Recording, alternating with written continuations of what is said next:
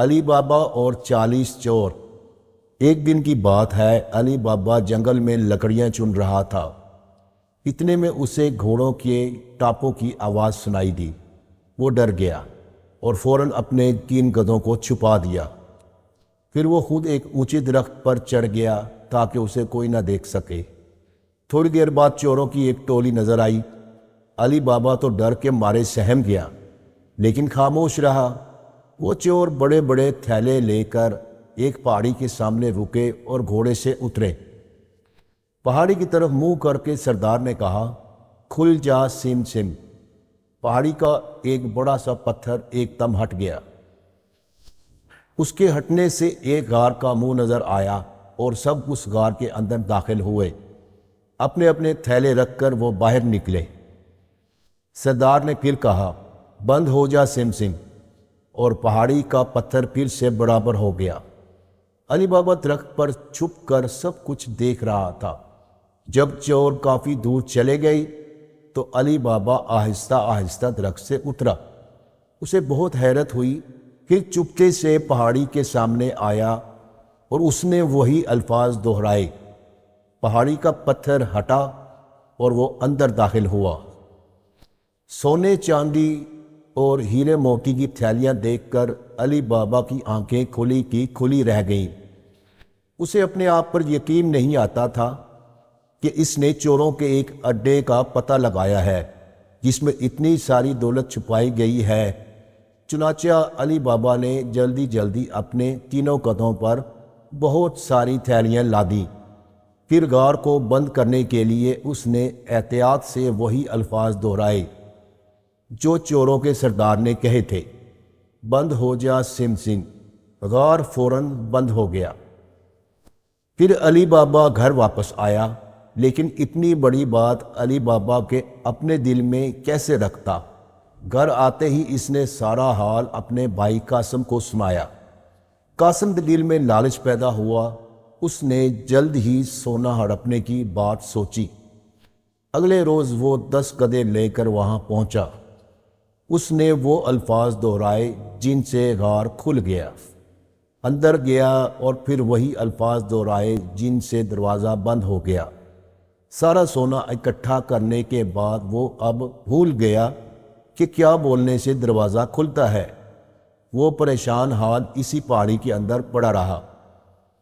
جب رات ڈھلی تو قاسم کی بیوی بہت پریشان ہوئی۔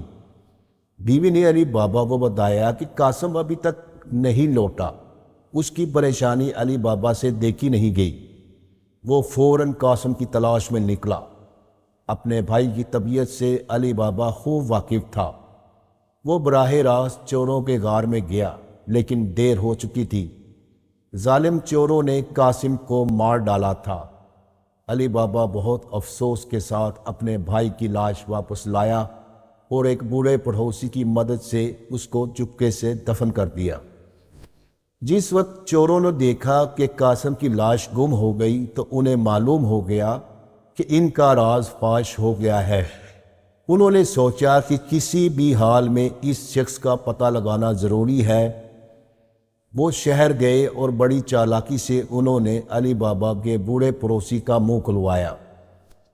چوروں نے علی بابا کا گھر معلوم کیا اور اس کے دروازے پر نشان لگایا۔ کچھ دن بعد چوروں کا سردار ایک تاجر کے بھیس میں علی بابا کے شہر میں پہنچا۔ اس کے ساتھ 40 بڑے بڑے گملے 20 گدھوں پر لدے ہوئے تھے۔ ان گملوں میں اس کے ساتھی چھپے ہوئے تھے۔ چوروں کے سردار نے علی بابا سے رات گزارنے کے لیے جگہ مانگی۔ علی بابا کی سخاوت اور فراخ دلی نے اس درخواست کو قبول کر لیا۔ چنانچہ سبھی گدھوں کو آنگن میں گھسایا اور گملوں کو اندر رکھوایا۔ سردار کے منصوبے کے مطابق سبھی چوروں کو دیر رات میں گملوں سے نکل کر علی بابا کو ختم کرنا تھا، لیکن خدا کو کچھ اور ہی منظور تھا۔ علی بابا کے یہاں ایک ہونہار جوان اور ہوشیار نوکرانی تھی۔ اس نے جب ایک گملے کا ڈھکن اٹھایا تو اندر سے ایک آواز آئی، کیا وقت ہے؟ لڑکی نے بڑی دلیری سے جواب دیا، ابھی نہیں۔ اس نے بھانپ لیا کہ دال میں کچھ کالا ہے۔ اس نے سارے گملوں کے ڈھکن ہٹا ہٹا کر گرم تیل سے ایک ایک کر کے سب چوروں کو نیند ہی میں مار ڈالا۔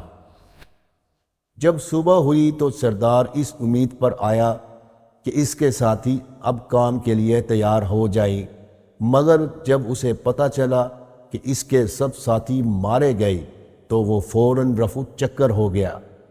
ہوشیار اور بہادر نوکرانی نے اپنے مالک کو سارا قصہ سنایا۔ علی بابا بہت خوش ہوا کہ اس کی جان بچ گئی۔ اس نے نوکرانی کا شکریہ ادا کیا اور اس کو مالا مال کیا۔ اس روز سے چوروں کا سردار پھر کبھی نظر نہیں آیا۔